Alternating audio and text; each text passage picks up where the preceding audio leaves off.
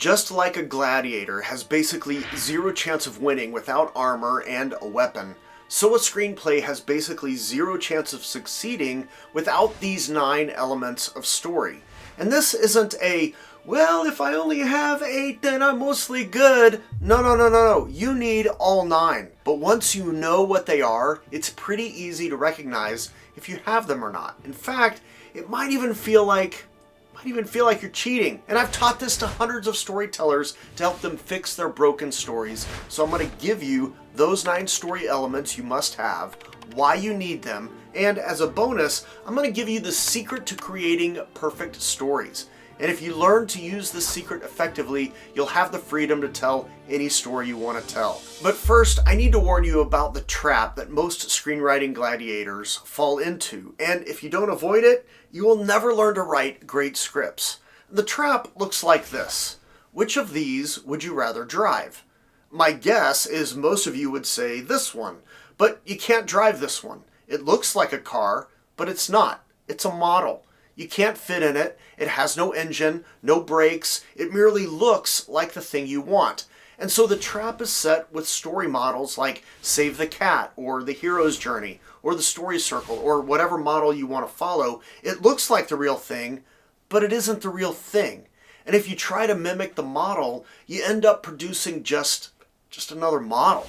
Because only on the surface does it look like the real thing. There's no engine, no brakes, none of the components that actually make it a story. As a result, the script is stale, predictable, and just feels like everything else that's out there. But if you learn what the critical elements of story are, and there are 9 of them, now you aren't building models. Now you have the tools to build different types of cars, race cars, family cars, economy cars, and on and on. Or in story terms, now you'll have the tools to write adventures or drama or horror, or sci-fi, whatever, because you'll know how stories work. So instead of falling into a trap, you need to become a warrior, someone who fights and struggles and wrestles to craft a good story that's well told. You need to become a gladiator. And like a gladiator heading into the Colosseum, if the gladiator doesn't have their armor and weapons, they have no shot at winning. And if you don't have these 9 things, you will have no story and you have no shot at achieving your screenwriting dreams. So what are the 9 things you must have in order to have a story? Well, number 1, and this one kills more scripts before they are even begun, you gotta have a gladiator. One of the first questions any reader worth their salt asks when reading a new screenplay is this: whose story is this? Who am I following? Who am I rooting for or against? In other words, who's the protagonist? And this results in 2 problems. 1, if you don't have a gladiator, a main character, you're already done because the reader can't answer any of those questions. The second problem is when you, the writer, think you have a main character, and in your head you might, but the reader still has no clue because the script spends all of its time talking about what all the other characters are doing and not what the main character is doing. Now, it's fine to have lots of gladiators in your gladiator school, but your story has to be about one of them. And you gotta know who that is. And that gets us to story requirement number 2. Your gladiator must move, and they need to be moving towards something or running away from something. But there is an intentional pursuit of a measurable goal. This gives your story direction. And if the gladiator isn't pursuing something or someone, or even running away from something or from someone, there is no story. So put shoes on them, for crying out loud. So we've got our gladiator, the main character. They have shoes, so they can now pursue a measurable goal. Next, the breastplate. The breastplate covers the vital organs, the things you need to survive. But it's also the metaphorical place for our deepest wants and desires. We love someone with our whole heart. We feel things strongly in our gut. It's where we associate our drive, our passion, our feelings, and your gladiator needs these too. And if you want your story to be engaging, it must be an aggressive, offensive, relentless pursuit. It's something they want badly. Not something they kind of want, something they really want in their core. Otherwise, they just stay where they're at. But we don't want our gladiators staying where they're at. That's boring to watch. They need movement.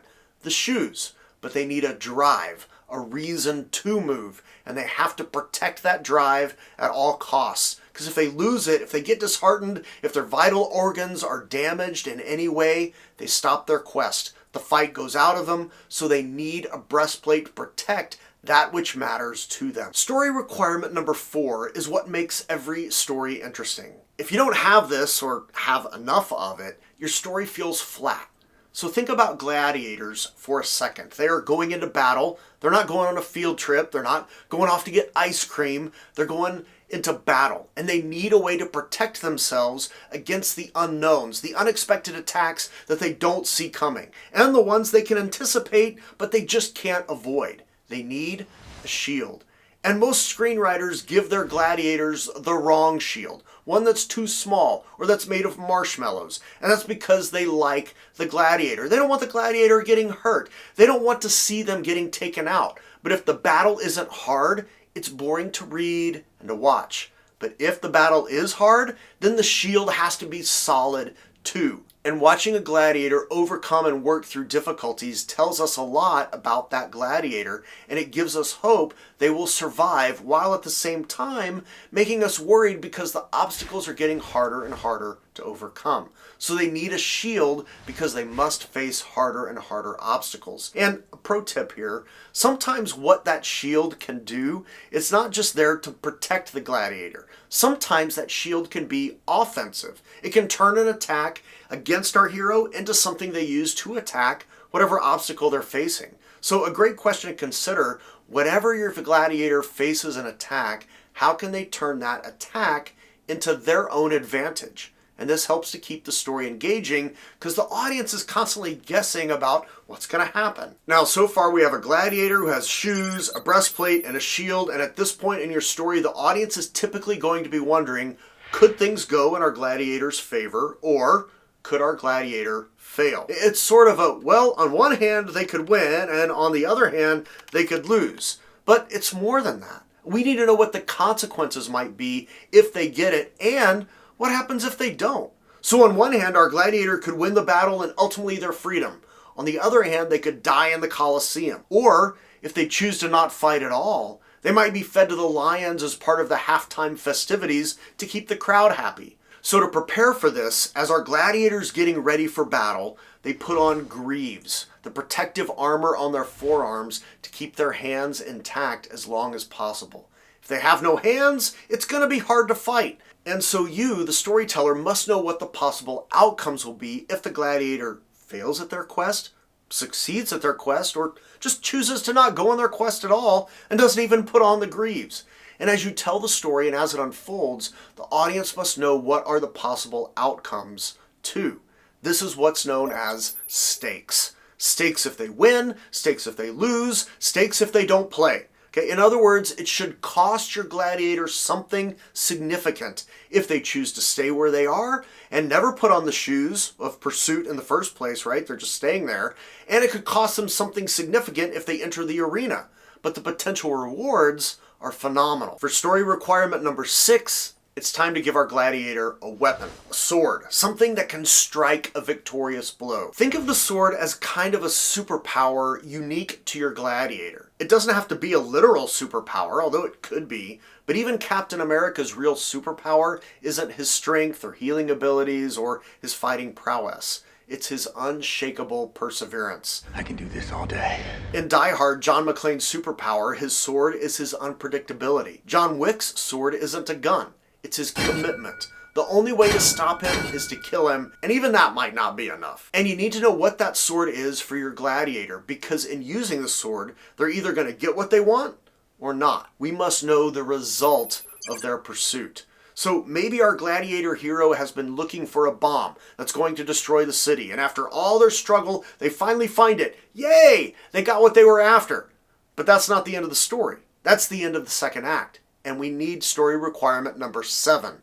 Because now that they've found the bomb, there's only a few minutes left on the timer and they don't have time to wait for the bomb squad. So they have to disable it. There were consequences to finding the bomb, and those consequences are now they have to disarm it. And overcoming these consequences requires every bit of the gladiator's mental abilities. And even if it's a physical conflict, the gladiator will have to outthink the opponent. So it's a battle with their brain. And if their brain has not been protected the whole time, that's going to be a problem. So our gladiator needs a helmet. And what you, the writer, have to know is not just what the consequences are after the gladiator gets what they want. You have to know how they're going to try and deal with those consequences. You need to know the end of the story. Not just what happens, but how. And if you're building your gladiator in this way, it's going to make my secret trick even easier to use. But first, there's two more things our gladiator is missing. Two more critical things your story must have to actually be a story. And we have to deal with our gladiator's legs. They're exposed. There's nothing protecting them. So let's give our gladiator some shin guards. Our gladiator must be grounded, and they must be grounded in a specific place and a specific time. The place, a specific geographic location. Are we in ancient Rome, New York, Moscow, the cornfields of Kansas, a vineyard in Italy, outer space? Where is our story taking place? That's one shin guard. The time, just as important, because Rome in 230 AD is very different than Rome in 1230 or in 2230. And these things that ground our gladiator, place and time, are the two components that make up the setting of your story. And you have to know it before you even start. Where and when does your story take place? And now looking at your gladiator, they look fine, but everything might seem a little loose. And one of the most important parts of a gladiator's outfit is the one thing most people overlook: the belt. For a gladiator, or even for soldiers today, one of the most important pieces of their gear is their belt. It holds everything together. It ties it all up. Everything important hangs off of it. And you need something like that. Some element of story that ties everything together. And if you do it right, at some point you're going to get asked, why did you want to write and tell this story? What's it really about? And your answer is the belt, also known as the theme. It's the reason you're telling the story. It's the reason the story matters to you. Now, you can't be heavy-handed with it and force-feed it to the reader, but it should be intrinsically connected to everything. And if you don't know what your belt is, if you don't know why you're writing the story and why it matters, at some point, you're going to give up. You'll decide screenwriting isn't for you. But if the theme for each story matters to you, you will never be tired of your script. So don't forget the belt. But to get at the secret for how you apply all 9 of these story requirements is to ask this question: when does a gladiator put on their armor? Before going into battle. If they only put on their breastplate once they get struck in the chest, okay, that's a little too late. Professional screenwriters know this. They don't wait until things become relevant for them to start thinking about the 9 things. And you shouldn't either. To be a pro, you have to plan these 9 things out in advance so you can confidently go into your screenplay and write in a way that actually has a chance of doing something for you professionally. Now, if you want some easy hacks that can help you flesh out these 9 points, go watch this video next, where I go over 3 impactful ways to plan a story that I teach my students to help them write screenplays that actually have a shot at getting in front of producers.